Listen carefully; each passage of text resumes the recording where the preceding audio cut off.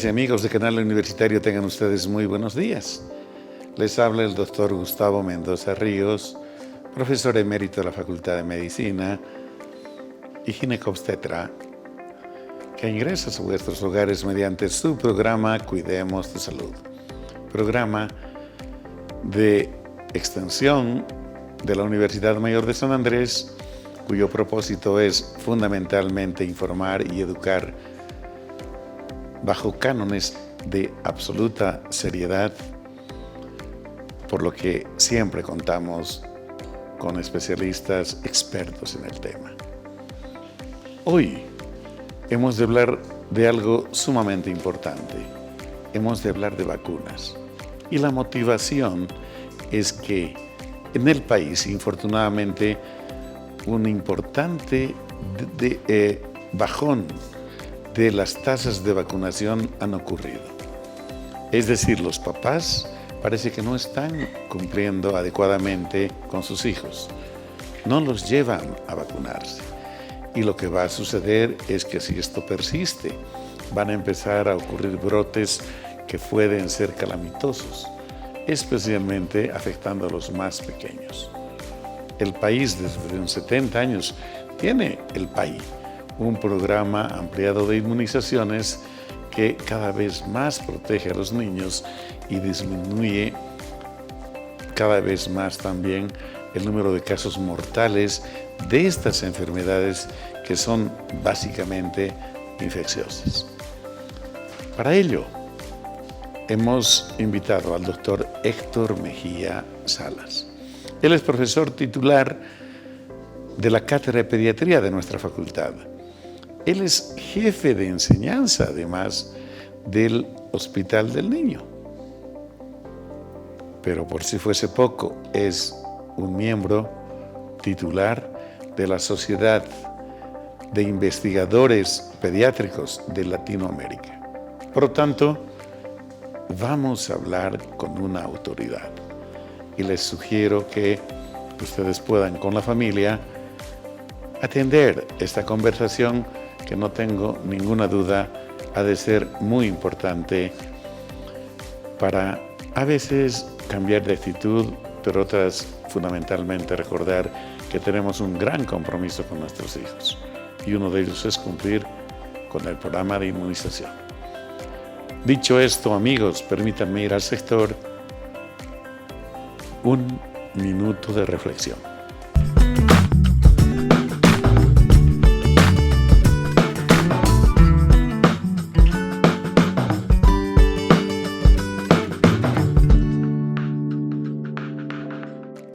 En este último tiempo hemos estado sopesando una serie de problemas en el país. Uno que afecta al cuerpo médico, pero no solamente a él, sino a todos los profesionales que están vinculados con lo laboral y dependencia laboral.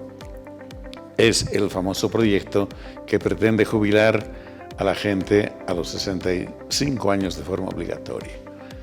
Escuché con mucha atención algunas informaciones que generaban algunas autoridades electas desde el legislativo, cuando decían que era mentira, que era obligatorio. Cuando el tenor dice algo así como deben someterse, es obligatorio. Y no se trata de discutir el sentido no de la situación, es clara y la intencionalidad es clara. Yo quiero decirle a la población, a ver si el resto puede comprender. Un profesional de un nivel bueno para arriba, sencillamente estudia entre 15 y 18 años. No se forma antes de eso. Y les voy a explicar. Normalmente sale bachiller, postula, no todos entran en el primer año, a veces tardan 2 en hacerlo, y están 6 años en la Facultad de Medicina. Cuando egresan, buscan la posibilidad de especializarse. Con suerte, en un par de intentos ingresan al sistema de formación. lo menos que dura un sistema de formación son 3 años. Habitualmente hoy ya son 5 años, si no más. Entonces vamos sumando. Cuando termina su formación el profesional especialista, el pediatra, el neurocirujano, el psiquiatra, debe hacer 1 año más, que se llama ASO, que es de servicio obligatorio, servicio social. Por lo tanto, ni siquiera puede empezar a trabajar si no tiene que cumplir esto como parte de su servicio a la gente, porque el país ayudó en su formación. Y después de que han pasado todos estos años, arranca para empezar a buscar trabajo. Quiero decirles, distinguidos amigos, que el 90% de estos colegas de los últimos 15 años no tienen un trabajo sino eventual, porque las instituciones no titularizan a su personal, porque no llaman a convocatorias, prefieren mantenerlos de contratados, de eventuales, porque solo les pagan el básico. Cuando uno está institucionalizado, puede y tiene la posibilidad de tener escalafón y categoría, que mejora su nivel salarial. Por lo tanto, puede tardar otros 10 años en ser institucionalizado. Y cuando uno empieza a ajustar la edad, este señor ha pasado los 45 años. Ahí comienza a trabajar y a adquirir experiencia. 20 años más tarde, a los 65, está probablemente en el mejor momento de su producción personal, pero fundamentalmente de su entrega profesional. Y lo quieren echar. Ningún pretexto, no explicación, pretexto, va a justificar aquello. Porque ese señor ha tardado muchos años en lograr su categoría, su nivel de experticia, como lo que hemos visto en esta sesión, o hemos de ver en esta sesión de conversación sobre el tema de vacunas, y entonces no se lo reemplaza por uno que puede haber egresado de la misma especialidad también, porque falta lo que acabo de señalar. Es un despropósito. ¿No quieren entender esto? Díganlo, pero no traten de justificar lo injustificable. Hemos de seguir hablando del tema, pero por hoy simple y llanamente cerramos y nos vamos al sector La Facultad de Medicina Informa.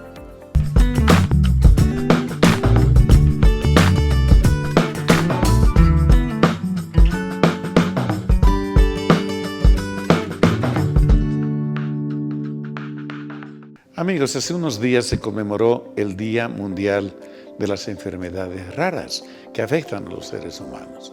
El Instituto de Genética junto con el Ministerio de Salud generaron un espacio para que el instituto sea el centro de referencia de las mismas.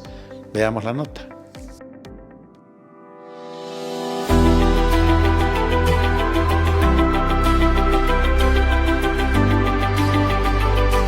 En esta oportunidad, conmemorando en realidad el Día de las Enfermedades Raras a nivel mundial, es una motivación que hemos tenido nosotros como Instituto de Genética, hace ya que cumple en realidad este año 52 años de servicio, y es una referencia, un referente nacional en el diagnóstico, investigación y enseñanza sobre enfermedades genéticas y por supuesto incluidas las enfermedades raras, ¿no? Entonces nuestro instituto presta estos servicios y realiza estos diagnósticos, si bien no de todos, porque son casi 6.000 enfermedades raras, de las cuales un porcentaje, como su nombre lo dice, son raras, poco frecuentes, ¿no? Entonces existen 40, 50 casos por cada 100.000 personas en el mundo, pero sin embargo constituyen también un problema de salud pública,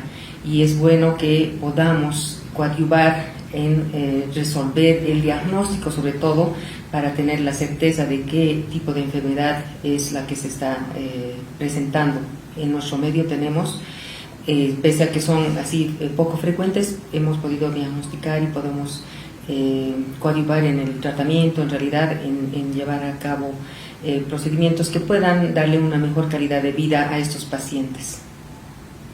También se trabaja en la parte social, en la parte de trabajo de asesoramiento genético, y también hay un programa de apoyo psicológico para tratar en realidad ofrecer a las personas familiares de estos pacientes que puedan sobrellevar estas enfermedades.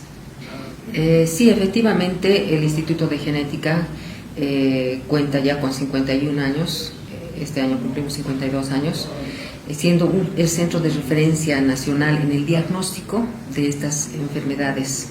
En los últimos años hemos estado implementando algunas técnicas nuevas para detectar otras enfermedades, como son la hiperplasia suprarrenal a nivel molecular, igualmente la anemia de Fanconi y el síndrome de Apert, que son unas enfermedades poco frecuentes, pero que las hemos podido detectar en nuestro medio, y se está llevando a cabo estos servicios, se está prestando estos servicios para poder diagnosticar de manera certera con las técnicas moleculares que se están utilizando actualmente en el instituto. Y obviamente también, como somos un centro de referencia, todo este tiempo que hemos tenido desde inicios del instituto, se han ido trabajando con los cariotipos, es decir, ver las anormalidades cromosómicas de esas enfermedades, de ciertas otras enfermedades más comunes, digamos, pero que también las hemos ido detectando, diagnosticando. Y actualmente también se cuenta con citogenética clásica, convencional, y con las técnicas moleculares para hacer estas detecciones y diagnósticos.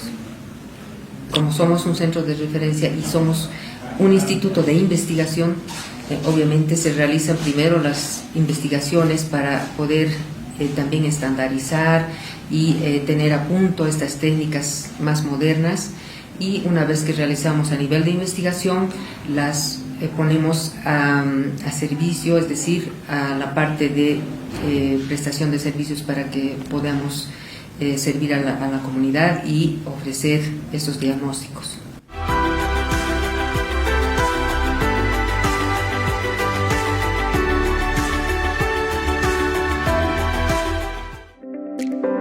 Distinguidos amigos, la Facultad de Medicina y la carrera de Medicina en particular estuvo de plácemes, porque en la fecha entregó este texto, el libro rojo del interno, un compendio de temas de medicina que traducen la patología prevalente que el interno ve en su año en el que prácticamente culmina sus estudios. Las autoridades estuvieron de plácemes igual que estudiantes y docentes, y esperamos que los internos puedan aprovechar de este volumen que ha costado mucho esfuerzo, pero fundamentalmente compromiso de sus profesores. Veamos la nota.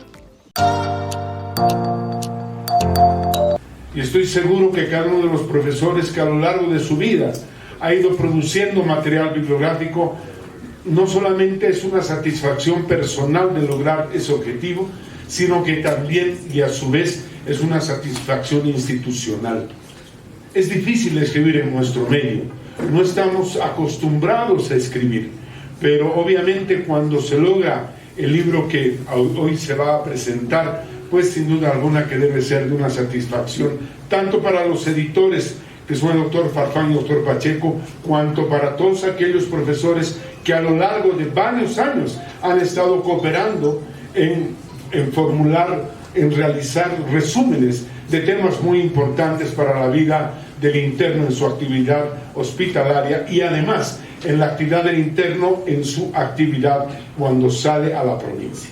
Las principales patologías, las más frecuentes, con las cuales el médico interno y posterior médico general se va a encontrar en su práctica, debe ser realmente, y debemos poner en el lugar que corresponde. de una enorme valía y de un enorme apoyo para todos los estudiantes que no solo van a utilizar el texto durante su actividad de internos, sino que van a utilizar el texto también con toda seguridad en su actividad como médicos generales, que es el primer espacio laboral donde los médicos que egresamos de una facultad nos encontramos. Luego vendrá los estudios posgraduales, pero el primer lugar, el primer nivel de contacto definitivo del profesional es un primer nivel de atención donde seguramente veremos y encontraremos la gran mayoría de las patologías que están en este texto. Editores de este libro que va a aportar muchísimo a la formación de nuestros estudiantes, no solo de acá. Saben que la facultad es referente a nivel nacional y lo que se hace acá se va normalmente al interior y eso es muy bueno. Estoy hablando del doctor Huáscar Pacheco, ex vicedecano, muy conocido profesor nuestro y que ahora pues independiente de estar en su jubilación sigue aportando a su casa superior de estudios. Y al doctor José Farfán, cardiólogo conocido del tórax, profesor de cardiología, emérito, distinguido profesor, y que realmente seguimos disfrutando de sus enseñanzas, de su presencia. Y así como él, todos ustedes también que han aportado a esta facultad, cada uno en su área. Estoy seguro de que este libro va a llegar no solamente al interno, porque esto tiene que llegar a todo aquel que llegue al área clínica. Y como les digo, también tenemos que promocionarlo para el interior, porque sí hace falta eso, estimados colegas, y felicitarlos a ustedes y a todos los docentes. Agradecemos las palabras de nuestro decano, el doctor David Mérida Vargas. Con el objetivo propuesto, que es proporcionar las herramientas de consulta necesarias a nuestros estudiantes que se encuentran en la etapa final de formación de pregrado, como es el internado rotatorio, atendiendo a los pacientes en zonas alejadas de nuestro país. Con la educación médica y a todos ustedes por su más sincero agradecimiento. Gracias, doctor.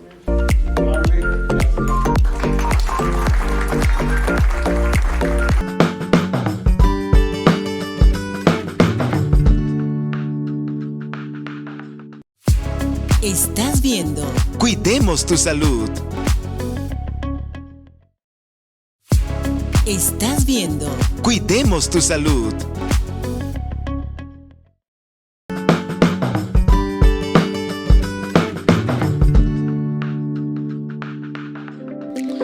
Distinguidos amigos, como lo habíamos señalado precedentemente en esta sexta temporada de trabajo en el programa, tenemos el placer de contar con un distinguidísimo invitado, el profesor doctor Héctor Mejía Salas. Él, lo dijimos y lo reiteramos, es profesor titular de la cátedra de pediatría, porque él tiene la especialidad precisamente en el área, pero adicionalmente también detenta la representación boliviana dentro de la Sociedad Latinoamericana de Investigación en Pediatría. Y ahora nos place y lo felicitamos además porque hoy ejerce como jefe de enseñanza e investigación del Hospital de Niños, que precisamente está en el complejo hospitalario de Miraflores, donde forman recursos, entre otros, especialistas en pediatría. Hemos de hablar, por lo tanto, con una autoridad. Le pedimos que hablemos de vacunas. Nos parece muy pertinente el tema en este tiempo. Pero antes de hablar del mismo, permítanme saludarle y presentarles al doctor Héctor Salas. Héctor, muy buenos días. Gracias por aceptar nuestra invitación. Un placer, doctor, como siempre, estar en su programa para absolver las dudas de la población. Muchas gracias. Amigos, definitivamente este programa es para ustedes, para informarles y también procuramos de alguna manera educar a la gente básicamente para que prevenga la enfermedad, para que evite enfermarse. Y por eso hacemos mucho énfasis en la prevención. Precisamente la vacunación es, pues, un tipo importantísimo de medida de prevención. Para entrar de lleno, Héctor, hemos podido percibir en el país que la gente parece que se olvidó que tiene un compromiso ético, moral, con su familia y con sus hijos particularmente, porque los niños dependen de los mayores, de sus papás.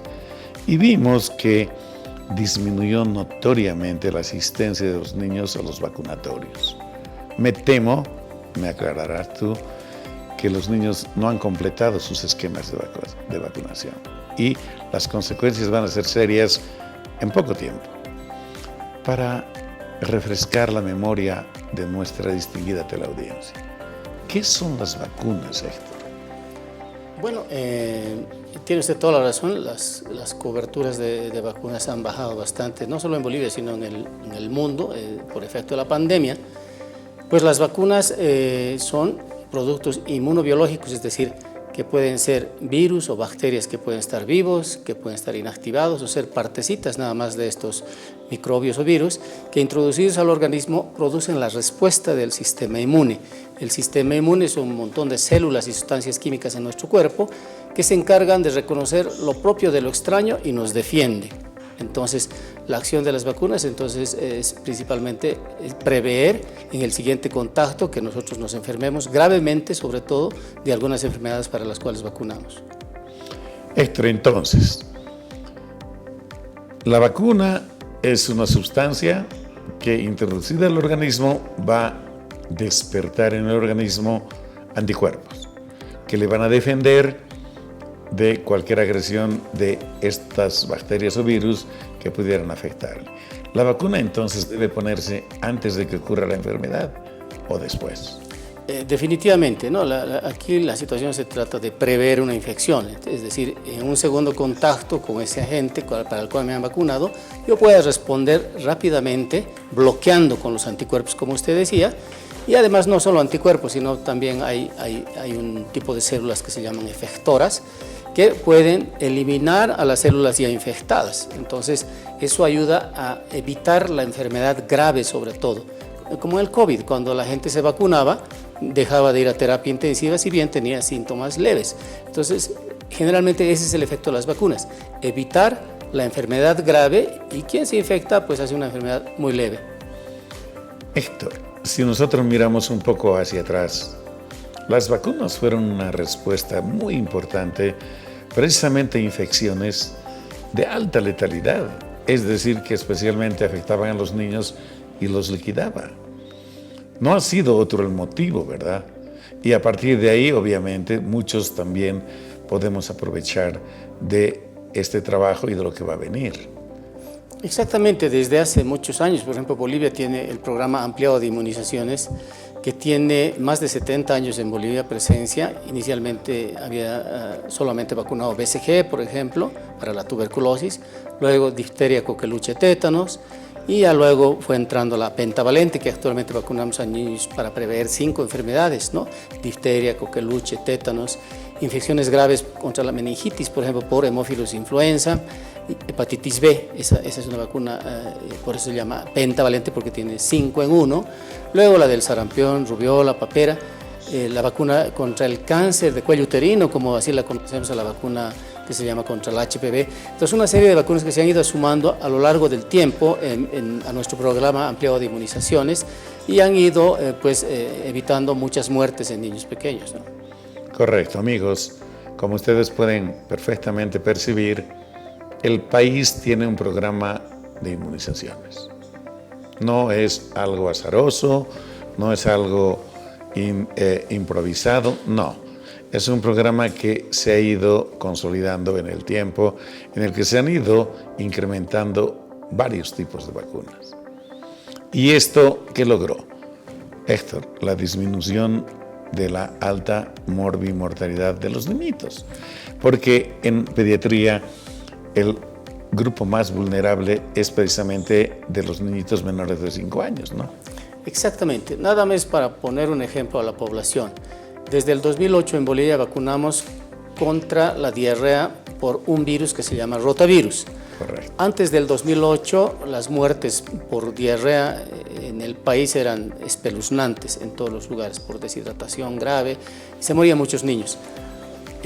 Desde que se ha vacunado, la probabilidad de que lleguen niños muy deshidratados al hospital es muy pobre.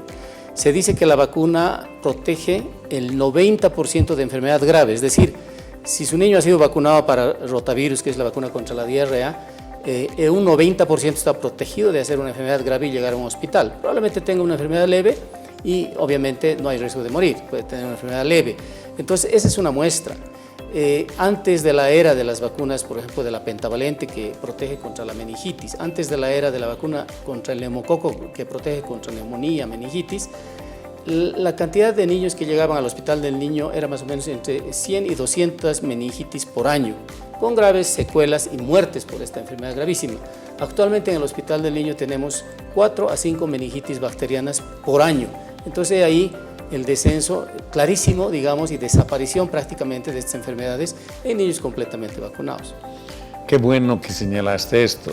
El año pasado, como por el mes de octubre, hubo un pequeño brote de meningitis bacteriana precisamente en algún colegio que se controló afortunadamente de forma rápida. Pero el tema de la prevención, Héctor, es pues sumamente importante. Yo quisiera que la teleaudiencia me escuche y tú me corregirás. A estas alturas no debía haber casos de papera en los colegios, a estas alturas de la vida, porque esta vacuna se ha introducido al país hace más de 20 años y se presume que la edad escolar en promedio concluye a los 18, pero siguen habiendo y van a haber estos días epidemias o brotes por lo menos de papera, ¿no es cierto? Efectivamente, nosotros vacunamos a una vacuna triple en la vacuna de la papera.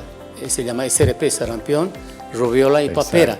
Esta es una vacuna que se recibe en el segundo año de vida en 2 dosis, porque se considera que las 2 dosis son necesarias para garantizar una prevención del 100%. Cuando vacunamos una dosis puede quedar todavía un resto de 100 personas, como un 10%, susceptibles aún a enfermarse. Entonces, muchas personas no cumplen con el esquema recomendado, es decir, la vacuna que tiene 2 dosis se la ponen una solamente y en el peor de los casos no se la ponen nunca. Entonces, por lo tanto, es importante recomendar a la población que debe cumplir con el número de dosis recomendados que están insertos en el carnet o cuaderno de salud de los niños en Bolivia. Correcto. Esto era muy importante, amigos, porque de esta manera empezamos otra vez a recordar y a sensibilizar a la gente respecto a lo importante que son las vacunas. Pero antes de entrar un poquito más profundamente, Héctor, alguna gente dice que la vacuna fuera nociva, que le pudiera causar algún daño, hasta se ha querido relacionar con el autismo. Para decirlo groseramente, ¿no? Habitualmente no nos manejamos en ese término. Quisiera que la palabra del experto le diga a la gente si esto es verdad o no. Bien, sí, las vacunas en general tienen lo que se llaman eventos adversos, como la gente conoce vulgarmente como reacciones a la vacuna, pero por fortuna la mayoría de estas reacciones son leves. ¿Qué quiere decir? Le va a doler el lugar donde le han pinchado, obviamente, un poquito de dolor. Es muy probable que se le enrojezca el lugar del pinchazo, se llama induración local, o que en la noche le dé fiebre. Es una reacción esperada porque hemos provocado al sistema inmune. Esas son las reacciones más frecuentes, leves. Con un paracetamol, un par de dosis, está el asunto arreglado y no hay mayor consecuencia. Se han descrito en la literatura, están reportados obviamente, eventos adversos graves como tenerle alergia, por ejemplo, a algún componente de las vacunas. Por fortuna, están calculadas en 0,6 por millón de dosis, es decir, justo una persona es alérgico a un antibiótico que llevaba el frasco de la vacuna. Pero usted también puede ser alérgico al maní, puede ser alérgico a la penicilina sin necesidad de vacunarse. Entonces, por lo tanto, estos eventos ocurren cuando administramos medicamentos en general y los niños cuando comen algún alimento pueden ser alérgicos. pero el personal de salud que está capacitado para reconocer y tratar estos los puede manejar perfectamente. Entonces, por lo tanto, las vacunas, decimos, son seguras, ¿no es cierto? Y producen lo que queremos, prevenir enfermedades. Se han tejido mitos alrededor de las vacunas, especialmente en COVID. Usted ha sido testigo a través de las redes. Lamentablemente, las redes sociales pueden ayudar a llegar a la gente, pero también pueden ayudar a llegar de mala manera, tergiversando la información, atribuyéndole a las vacunas efectos como que uno se vuelve imantado, que se puede volver el hombre lobo, cosas descabelladas, digamos, que no tienen asidero científico, pero que a veces se diseminan fácilmente este tipo de comentarios, ¿no es cierto? Que las vacunas están hechas para esterilizar mujeres, nada más mentiroso, digamos, y alejado de la verdad, que sabemos que existen grupos que luchan contra las vacunas, se llaman grupos antivacunas, y las redes están plagadas de estos. Entonces, la gente que quiere realmente información verdadera, válida, otorgada por profesionales de la salud, existe en las redes. Por ejemplo, la Academia Americana de Pediatría tiene un sitio en español y en inglés. El Centro de Enfermedades Infecciosas en los Estados Unidos tiene una página en español donde usted pincha y puede ver la información verdadera brindada por profesionales de la salud para los padres, en facilito si ustedes quieren. Pero no es poner en el Google vacunas y que me salga cualquier información errónea, tergiversada, ¿no? Entonces, por lo tanto, debemos aclarar a la población, sí, los eventos adversos leves son los más frecuentes, un poco de fiebre, dolor en lugar de la aplicación, y los eventos adversos graves que se describen son muy raros, digamos, por millones de dosis aplicadas. Correcto. Héctor, gracias, porque, distinguidos amigos, lo que sucede es que alguien dijo provoca autismo, o sea, trastornos del espectro autista. No es verdad, absolutamente descartado. Se dijo que producía meningitis, que producía otro tipo de trastornos. No es verdad. Pueden haber reacciones, como bien dijo Héctor,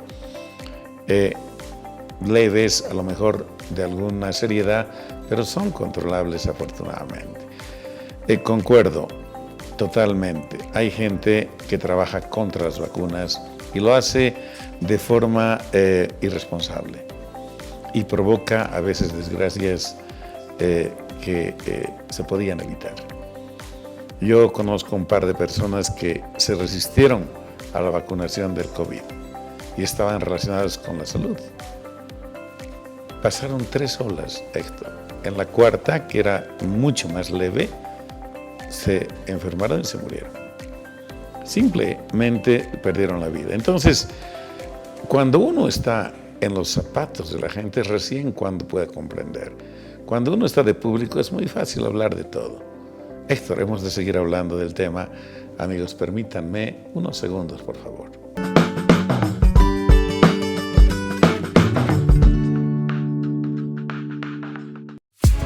Estás viendo Cuidemos tu Salud.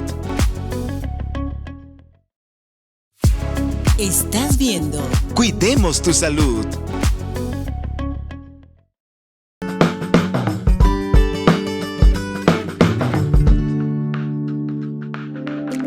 Hemos de aprovechar al máximo la experticia de nuestro invitado, el doctor Héctor Mejía. Esto, perdónenme el paréntesis, hace distinto este programa del resto, porque no vendemos nada. Y lo que hacemos es promocionar algo que indudablemente va a beneficiar a la persona, a la familia y al país. Héctor, despejadas ya estas dudas, seguimos hablando de vacunación porque siempre sobre cualquier población, sobre cualquier país, existen fantasmas. Me refiero a la posibilidad de que algunas enfermedades que habrían sido erradicadas pueden volver a generar problemas y brotes en los países. Uno de ellos es el sarampión, otro es la polio. ¿Por qué no nos refieres un poco sobre este tema? Bien, cuando un país vacuna intensamente, sobre el 90% de su población, una enfermedad deja de transmitirse en ese territorio y a eso se denomina eliminación. Las Américas, desde Canadá hasta Tierra de Fuego, han eliminado el sarampión, la rubiola, y la polio, es decir, no hay transmisión en nuestro territorio americano porque se vacuna intensamente hace muchos años, sobre el 90%. Pero han habido bajones en las coberturas de vacunación. Por ejemplo, la pandemia ha hecho que las vacunas bajen a niveles tan bajos en sarampión como 60%, peligrosísimos, porque el sarampión es una de las enfermedades más contagiosas. Se dice que una persona con sarampión contagia a 18 personas, fíjense, el doble de COVID. Una persona con coqueluche contagia a 15. Entonces, si estas enfermedades empiezan a resurgir, se va a diseminar, ¿no es cierto?, sin control. Entonces, como la vacunación ha caído, hay un peligro inminente en la población, en las Américas y en el resto del mundo, de que estas enfermedades que habían sido eliminadas de algunos territorios vuelvan a resurgir. Y están dando avisos pequeños. Han habido brotes en la Argentina, han habido brotes en Chile, alrededor de Bolivia, por fortuna el país no. Entonces, que nos están avisando de que estas enfermedades podrían volver a resurgir, ¿no es cierto?, y producir, imagínense, en los casos de sarampión, 1 de cada 20 niños con sarampión hace neumonía. 1 de cada 300 niños con sarampión puede morir en un brote de sarampión. Uno de cada 1000 niños con sarampión puede hacer encefalitis viral. Entonces imagínense un brote de 5.000, 10.000 niños con sarampión, la catástrofe epidemiológica que sería terrible. Entonces, por lo tanto, en este momento, las autoridades, la población, los papás deberían preocuparse porque sus niños tengan esta vacuna importante. Como decía el doctor Mendoza, hay riesgo de que esta enfermedad vuelva a resurgir una vez que ya había sido eliminada. El otro peligro inminente es la polio.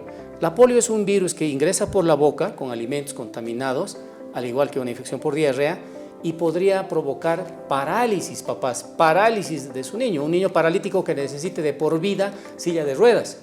Una enfermedad gravísima que la hemos eliminado de las Américas, pero si las coberturas de vacunación bajan, usted deja de vacunar a su niño, es probable que volvamos a ver que usted mande a su niño al colegio sano si no tiene vacunas y en unas semanas puede ser parálisis. Eso es gravísimo. Entonces, por lo tanto, hay una alerta mundial, no solo de Bolivia, sino también de todos los países del mundo, que estamos muy preocupados porque las coberturas de vacunación han bajado por el efecto de la pandemia. En la pandemia estábamos preocupados por vacunar COVID, la gente no quería ir a los servicios de salud porque se tenía miedo de contagiarse COVID, entonces eso ha hecho que se olviden de vacunarse.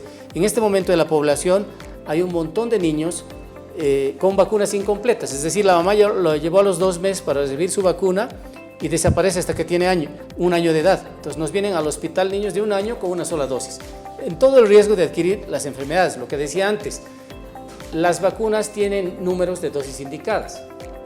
Por ejemplo, la vacuna contra la neumonía, que se llama contra el neumococo, se vacuna 3 veces, a los 2, a los 4 y a los 6. Si usted le ha llevado a su niño solamente a la dosis 1, no hay la 2 y la 3, no está protegido completamente, está en riesgo de hacer neumonía, de hacer meningitis. Entonces las vacunas tienen indicaciones clarísimas en el carnet de salud que se les proporciona en los centros de salud, están las edades y las dosis que requieren para cada vacuna. Entonces usted, papá, debe cumplir con su niño acudiendo en las fechas que dice el carnet de salud. Entonces, por lo tanto, no es una sola vacuna, algunas tienen 2, 3, 4 dosis, entonces cumplir con todo el esquema. Así es, amigos, no solo ello. Definitivamente, cuando no se cumple con la vacunación, no solamente se atenta contra el niño, sino con su entorno. Y eso es lo que pasa en los colegios. Un niño fue incapaz de cumplir con su esquema por negligencia de sus padres y enferma al resto de sus compañeros. Y esto es dramático. Me hiciste recuerdo algo, Héctor. 1 de cada 200 niños que enfermaba polio terminaba con parálisis y secuelas permanentes. Lo que pasa es que ustedes, distinguidos padres, ya no han visto las cosas que nosotros vimos. Es decir, de niñitos que quedaban con atrofia en los miembros inferiores, algunos superior, de por vida. Y claro, como no han visto, pues parece que estamos hablando de ciencia ficción. Héctor. Por lo tanto, es la primera recomendación que se deja, que la gente vuelva al vacunatorio y que reanude su esquema de vacunación. allí le van a orientar lo que corresponde hacer. A lo mejor comenzar de cero el esquema o continuarlo desde un cierto punto, etcétera, etcétera, ¿verdad? Definitivamente, papás, este es el mensaje para la población. Si su niño tenía 2 meses, usted desapareció y ahora tiene 8 meses, puede completar la segunda dosis a los 8 meses y en 2 meses hacer la tercera. No hay ningún problema, esto se llama actualización de las vacunas. Como usted mencionaba, profesor Mendoza, el tema, a esto le decimos el autogol de las vacunas. ¿Qué quiere decir eso?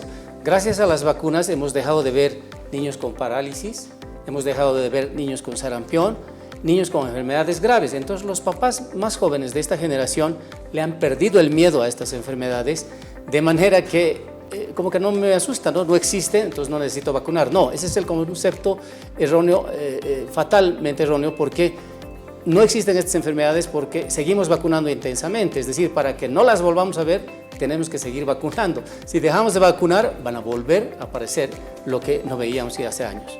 Para ilustrarle a la gente, me voy a permitir no hablar de todas las vacunas, pero de las más importantes tal vez, para que sepan no solamente contra qué les protege, sino que definitivamente cuál es la importancia, habida cuenta de que en alguno de estos casos, por ejemplo, la primera que vamos a hablar, cuando uno enferma de tuberculosis, a veces no se cura nunca, porque es incapaz de hacer un esquema tan largo como es el tratamiento de la tuberculosis, por diversas razones.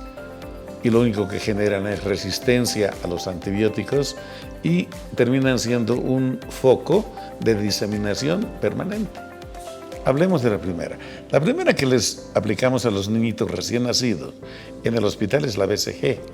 Evidentemente la primera vacuna en recién nacidos es la BCG, que es una vacuna para proteger contra la tuberculosis, pero sobre todo contra la tuberculosis grave diseminada, que puede llegar al sistema nervioso, a los huesos, que es gravísima y mortal en menores de 5 años. A los 2 meses introducimos 8 vacunas. Está la pentavalente, que es una vacuna que está conformada por 5, para proteger contra 5 enfermedades: difteria, coqueluche, tétanos, hepatitis B y una bacteria gravísima que se asocia a meningitis bacteriana y otras infecciones, que se llama Haemophilus influenza. Correcto. Luego está la vacuna contra la diarrea, contra el rotavirus, que se le da por la boquita, no es un pinchazo, y la vacuna contra el neumococo, que es un pinchazo que puede proteger contra un agente que va a dar meningitis, neumonía, artritis séptica inclusive, o diseminación por la sangre que llamamos bacteremia. Entonces mata a muchos niños el neumococo cada año. Entonces nosotros vacunamos a los 2 meses. Y finalmente la vacuna contra la polio. Héctor, el último grupo de vacunas incluye la prevención sobre sarampión, sobre rubiola y sobre paperas. Yo dije hace un momento, ningún estudiante de colegio debiera tener un problema de este tipo, y siguen habiendo. Y lo que no saben es que una infección de el pertussis de paperas es susceptible en algunos casos de provocar infección de los ovarios en las chiquitas y de los testículos en los niños, al punto de que si no están bien controlados pueden terminar generando esterilidad. Al menos a ver si esto los sensibiliza a los papás. Héctor, por favor, de estas vacunas háblanos. Bien, en el país vacunamos en el 2.º año de vida para el sarampión, rubiola y papera 2 dosis, apartadas en 6 meses cada una de ellas. Esta es una vacuna súper importante, protege contra 3 enfermedades, se llama la triple viral, por eso el sarampión, que habíamos hablado que es una enfermedad que se disemina rápidamente y puede producir estragos. Rubiola, una enfermedad que en el pasado se asociaba a malformaciones congénitas si la madre embarazada se infectaba de rubiola. Esto está erradicado del continente, gracias a Dios. Y las paperas, que parecía una infección simple, es decir, se inflamaban las glándulas que nos producen saliva, un poquito de dolor, hinchazón y pasaba en unos días. Pero en algunos niños, y peor si son adolescentes, se pueden inflamar los testículos, se llama orquitis esta inflamación, que podría llevar a la esterilidad, como decía el doctor, si es que se produce justo en la etapa de la adolescencia. Puede producir pancreatitis en algún caso y encefalitis viral, es decir, una especie de meningitis por el mismo virus. Es decir, de 1000 niños puede producirse un caso. Entonces, pero si puedes evitar esto con el uso de una vacuna, ¿por qué no evitarlo? Es decir, ¿por qué esperar a que se produzca esta probabilidad? El hecho de que se vean algunos casos de paperas, por ejemplo, en los colegios, es probablemente, a pesar de que hay la vacuna desde hace mucho tiempo, es que se han puesto una dosis y no han vuelto para la segunda, entonces no han protegido lo suficientemente. Las 2 dosis garantizan una inmunidad duradera y en un mayor porcentaje versus una sola, ¿no? Que puede dejar un remanente de 10%, aún de ser susceptible, digamos, a la infección, a pesar de haber vacunado, ¿no? Pero, Héctor, además dijiste, y concuerdo, si el 90% de la gente está vacunada, pues prácticamente desaparece el problema, porque estos procesos se enferman o se contagian de persona a persona. No es porque ha hecho frío o hizo calor. Entonces, la actitud del ser humano, del padre responsable, obviamente es sumamente importante. Pero todavía yo tengo una preocupación, Héctor. Es el de la vacuna contra el cáncer del cuello uterino.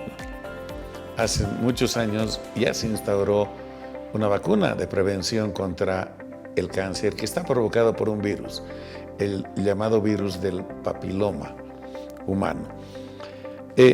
Se ha estado trabajando regularmente, se ha llegado a 40%, alguien dijo un poco más, pero esto ha retrocedido dramáticamente, porque personalmente yo observé que hay gente, las mamás, las familias, que les prohíben a los niños hacerse vacunar y obviamente no saben lo que están provocando.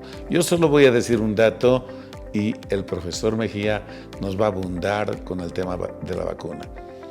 De nosotros todos, el 80% al menos, contraemos en algún momento de nuestra vida, por la actividad sexual, el virus del papiloma. 80%. Obviamente el 80 no va a ser cáncer, pero van a haber de este 80 un porcentaje que puede ser cáncer cuando cierto tipo de virus, de más de 100 que son, afectan el cuello y persiste su presencia en el lugar. Y si tuviera la vacuna, no ocurriría el cáncer. Pero como aquí nadie entiende del problema, parece que no fuera importante. Último dato. De estas señoras que bloquearon la avenida Saavedra, que se crucificaron porque no había oncólogo clínico, porque no había radioterapia, porque no había acelerador lineal para tratar sus patologías, la inmensa mayoría eran pacientes con cáncer del cuello uterino. Héctor, tú eres la autoridad. Gracias. Para informar a la población, en Bolivia se mueren 3 mujeres con cáncer de cuello uterino cada día. Entonces imagínense la cantidad de mujeres que mueren cada semana. Pero no solo es la muerte, sino todo el complejo social alrededor de esto. Hijos huérfanos, ruptura familiar y desestructuración de la familia. Es una consecuencia gravísima, digamos, una mujer con cáncer en una familia. Los gastos económicos que implica curarse, tratarse de cáncer y la vía crucis que sufren estas mujeres una vez que adquieren la enfermedad hasta morirse. Esta enfermedad desde hace 20 años puede prevenirse entre un 70 y un 90%, este cáncer de cuello uterino, con el uso de una vacuna que se llama vacuna contra el virus del papiloma humano o HPV. Y en Bolivia, desde el año 2014-15 aproximadamente, esta vacuna ha entrado, por suerte, en el esquema nacional y vacuna niñas entre los 10 y los 12 años, es decir, antes de que hayan iniciado su vida sexual activa, para protegerlas totalmente. Son 2 dosis, una ahora y otra en 6 meses de la primera. Esta vacuna de inicio ha sido rechazada por muchos padres, atribuyéndole cosas que no produce la vacuna. La vacuna previene contra el cáncer de cuello uterino, una enfermedad altamente mortal, por la cual se mueren 3 mujeres cada día, por Dios. Si existe una forma de evitar ese dolor, esa enfermedad gravísima, pues papás vacunen a sus niñas en el colegio, ¿no es cierto?, donde se van los vacunatorios, 2 veces en el tiempo que les vacunan, entre los 10 y los 12 años. En otros países se vacunan inclusive varones, profesor, varones, porque los varones pueden transmitir a través de la relación sexual. El costo de la vacuna al país le resulta caro por cada 2 dosis para cada adolescente, entonces, pero pues no puede erogar un gasto más para adolescentes varones, sería ideal. o extenderla hasta los 26 años. La Academia Americana de Pediatría el año 14 ha recomendado que inclusive habiendo tenido relaciones sexuales y haber iniciado la vida sexual activa, el cáncer no se desarrolla en 4 días como COVID. Hoy día usted se contagia de este virus a través de la relación sexual, no hace cáncer para la siguiente semana, hace cuando tenga 40 o 50 años. Entonces, ha recomendado el uso de vacunas hasta los 26 años de la vacuna de HPV. En Bolivia lo estamos haciendo entre los 10 y 12 años, por costos obviamente, ¿no? Porque es un gasto para el Estado, ¿no es cierto?, para cubrir para toda esa población. Entonces, por lo tanto, despreciar esta vacuna importantísima que va a ahorrar dolor, muerte en las familias, por Dios, es importantísima. No solo es Héctor, hay algo más todavía. Y lo voy a decir sin ambajes, sin tapujos. Señoras, de ustedes, de todas las bolivianas, 30% es ese Papa Nicolau. Y de ese 30%, solamente 1/3 recoge su resultado. Por lo tanto, no saben lo que les pasa. Y cuando tienen síntomas, es muy tarde. El cáncer está muy avanzado y esa señora se va a morir. Pueden evitar hasta eso con la vacuna. La vacuna está a disposición y quienes objetan que se coloquen son los padres. ¿Por qué no cambiamos de actitud? ¿Por qué no somos un poquito más amplios? ¿Por qué no somos generosos? ¿Por qué no somos responsables? Depende de nosotros. Los niños dependen de sus papás. Los niños no tienen capacidad de disposición. No pueden ni siquiera disponer de sus personas. Entonces los papás son responsables. No nos vamos a salir de la responsabilidad. Creo que, Héctor, el aporte de hoy fue muy importante. Quiero agradecerte en nombre personal y del programa por la brillante disertación prácticamente que hiciste. Creo que todos entendimos muy bien y solo nos queda invocarle a la gente que cumpla con su deber. Quisiera comprometerte para que en una siguiente vez podamos hablar de otro tema tan importante como este. Gracias, profesor Mendoza. Siempre es un placer a través de nuestro canal, soy profesor universitario y este es nuestro canal, el poder llegar a la población. Uno de los objetivos importantes de la universidad es la extensión a la población a través de la educación en salud, que es el caso de la Facultad de Medicina y como el profesor Mendoza lo hace mucho tiempo. Gracias.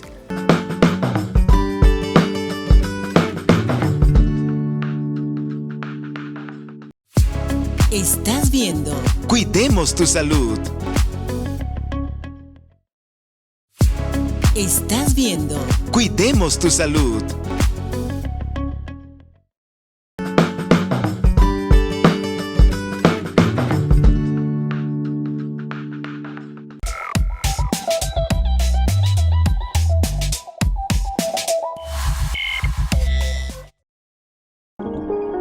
Los virus oncolíticos son capaces de infectar y destruir de manera natural las células cancerosas.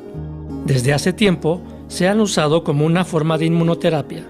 Sin embargo, ahora los científicos han ideado una manera de hacer que lleguen más rápido y eficazmente a tumores cancerígenos. Primero, los cubren con un mineral llamado magnetita, logrando que tengan una armadura magnética como se protegían los guerreros medievales. Luego los inyectan en el organismo de la persona enferma y con un imán los guían para que lleguen al tumor que tienen que atacar. Rápidamente se van orientados todos hacia donde pusiste el imán, que está justo físicamente donde está el tumor, atacan al tumor y lo empiezan a romper. Esta técnica, llamada viroterapia, se ha probado en tumores de próstata y seno, aunque podría aplicarse en otros tipos de cáncer.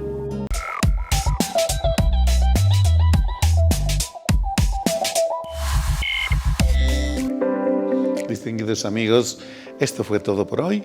Esperamos sinceramente que las recomendaciones realizadas por nuestro invitado, el doctor Héctor Mejía, sean tomadas en cuenta. Los chicos son nuestra prioridad y debemos mostrar amor por ellos de la mejor manera posible. Una es cumplir con su esquema de vacunación para protegerlos de hoy en adelante.